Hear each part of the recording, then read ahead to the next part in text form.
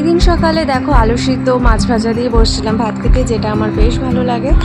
আর তারপরে এই যে মাসিমণি ওকে স্নান করিয়ে নিয়ে বসে ওর পোকা বাছতে। এবার এই দিন দুপুরে কি রান্না করেছিল মাসিমণি দেখো, লাল শাক ভাজা, বেগুন ভাজা, পটল ভাজা, আর সাথে হচ্ছে মুগ ডাল, যেটা ছিল মাথা দিয়ে আই থিঙ্ক। হ্যাঁ, সাথে এই দিন আর একটা আমার প্রিয় জিনিস করে, যেটা মাসিমণিকে বলে রেখেছিলাম, সেটা হচ্ছে দই কাতলা, যেটা দই পোস্ত দিয়ে করেছিল।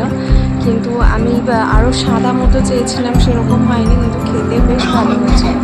তারপর এই বাড়িতে আমের সিজন হোক কি টমেটোর সিজন, চাটনি বা টক তো মাস্ট থাকবেই। আর বিকেলে আবার বেরিয়েছিলাম একটু ফুচকা খেতে। এখানে সত্যি দুই মাথায় দুটো ফুচকা বসে, দুটোই খুব সুন্দর, খুব সুন্দর, আমি অনেকটা খেতে পারি, অনেকগুলো আর কি।